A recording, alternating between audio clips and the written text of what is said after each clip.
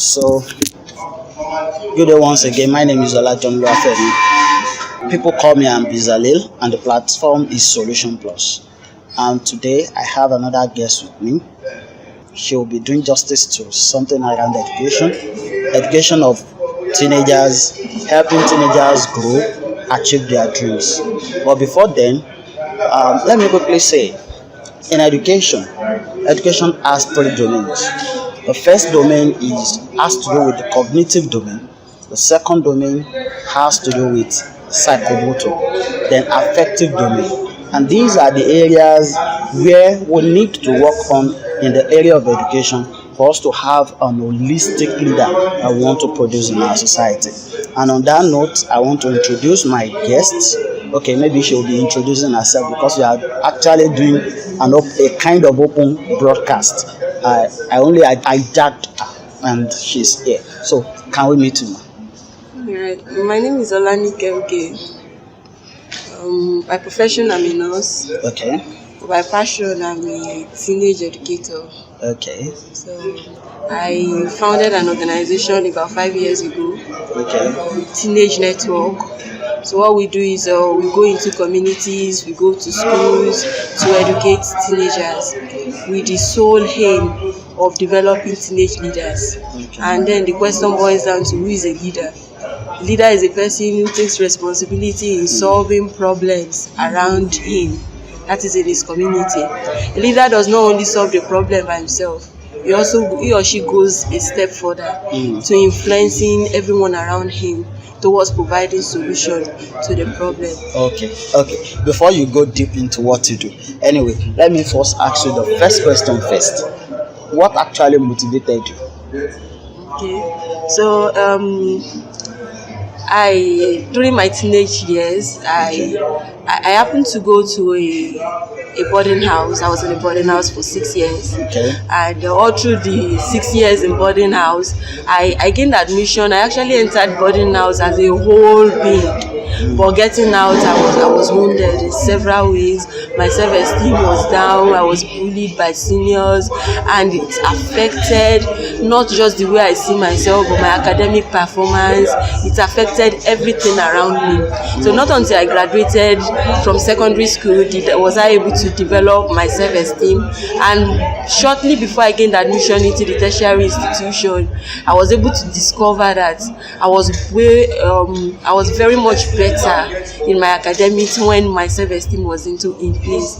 So I discovered that the teenage years is a very important phase of a person's life, because that is when you make very important decisions about your life. You make decisions about your career, you make decisions about relationships. There are a lot of people whose career has been ruined because of teenage pregnancy.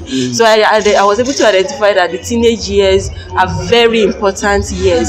But then in our society, people don't tend to pay attention to it. People tend to work with people in the university, young leaders. When they talk about young persons, people that are 20 years old, why can't we start when they are the decision-making phase? When they can be molded, when they can still change their mind, when their thinking process can still be very much influenced. So that is the major motivation behind that. Okay, so I'm actually happy to hear that, because I'm actually a development person myself. But I want to ask, what's the scope of your coverage area? We are talking about mentoring the teenagers. Your scope area, like, are you for the rich and by the rich and the rich alone? Okay, so we work with teenagers in all classes. Okay. We work with the rich, we work with the middle class, and we work in the rural communities as well. And that is why my organization does not only work with in-school teenagers, we also go a step further to work with teenagers in the communities. Yes, people that do not even have access to quality education. We believe there's this thing called self-education, which is very important. And so if a person does not have adequate knowledge of mathematics, physics, there are other things that could help. Even when we go to schools, we don't teach the secular subjects. We teach life lessons like how to set goals, conflict management, how to develop your self-esteem, and lots more. So we work across all sectors, like across all social class, the low income society, the middle class, and even the rich. Okay, wow, that's beautiful, because when I talk to people, I tell them that I'm a village person, and my motivation has always been people in the rural community, semi-urban people, and all the rest like that. And I think our path will cross one day. So I want to ask this question: how do you go about doing what you do? Like, for example, you said you like reaching out to those even out of school, the teenagers that are out of school. You said you talked about self-education, you talked about self-esteem while in school, teenage age, and all the rest like that. How do you go about doing all these things?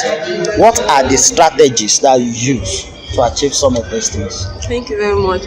For the in-school teenagers, it's easy. It's a very that is very easy for us, because all we do is we work with the school management. For instance, at the moment we work in Abuja, and what we do is we approach the FCT Secondary Education Board to get approval. So we go to schools to implement programs. Like late last year, we were able to do a 30 days mentorship program.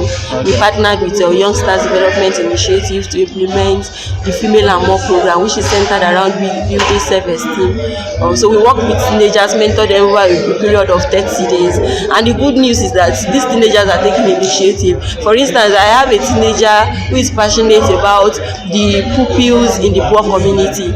And as at the last time I met with this teenager, she has been able to meet with friends, relatives, to gather writing materials for these teenagers. And when I hear news like that, I'm happy, because I feel there's hope for our society when we see young people taking such initiatives. So for the rural communities as well, we meet with the traditional rulers. For instance, one of the last program we did in Ondo State was in a community called Igba community in Ondo Town.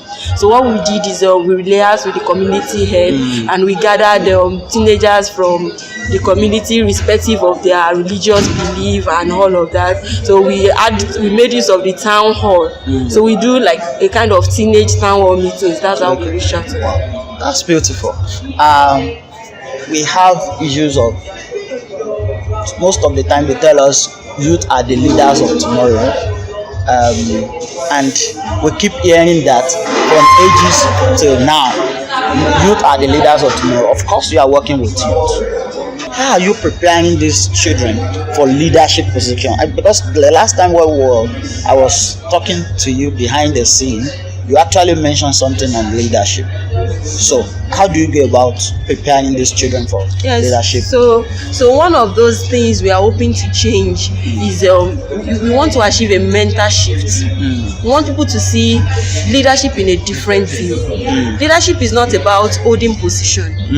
Leadership is not about being famous. It's not about being rich. Leadership is about taking responsibility towards solving community problems. So when we go to schools, we talk to teenagers about leadership. Do these teenagers even see themselves as leaders?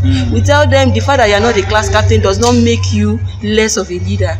The fact that you are not a school prefect does not make you less of a leader. So what we do is we talk to teenagers about leadership. We help them see the definition of leadership. We help them see themselves as leadership. As a matter of fact, there's this thing called self-leadership.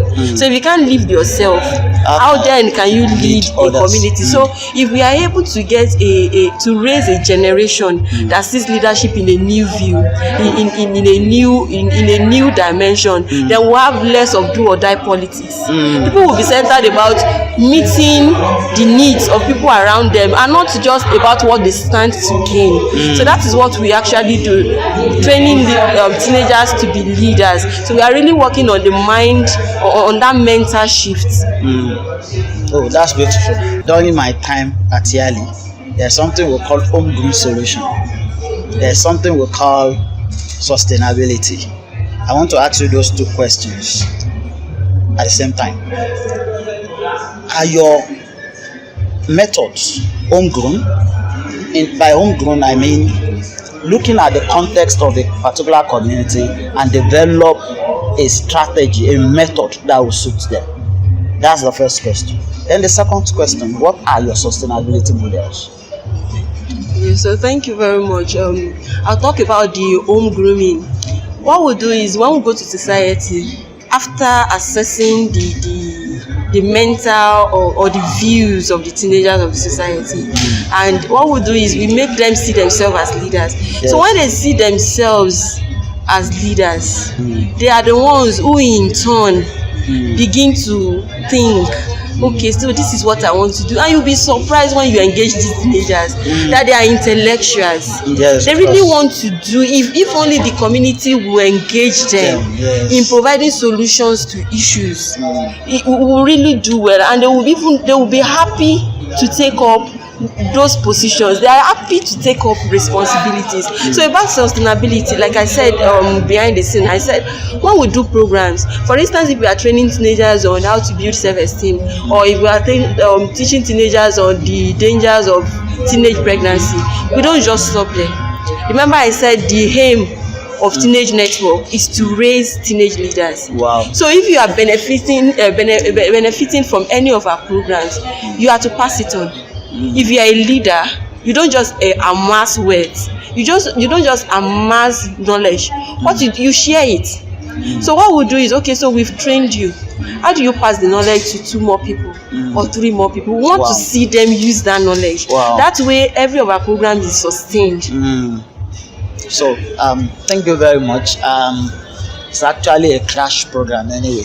But it's been a wonderful time talking to you. Thank you for having me. I would like you to tell us your name, your Twitter handle, your social media in general, so that people want to contact you. Yeah, so my name is Olanike Timipa-Uge. Okay. So for the Yoruba speakers, you can let's just stick to Olanike Uge. Okay. So my Facebook handle, I use Olanike Timipa-Uge on Facebook. Then on Twitter, I use @Olanike Hears on Twitter. So those are the major social media platforms. Okay. Thank you very much. I really appreciate you talking to us, because I love education so much. Yes, that's the way to go. If we progress as a nation, education is the way to go. Yes, thank you very much. My name is still Oluwafemi. I'm popularly called IamBezaleel. My Twitter handle is Twergy White, TWERGY White. That's my Twitter handle. And still remember, this is SolutionPlus platform. What we discuss is solution, and not just solution, but homegrown solution to problems. Thank you very much.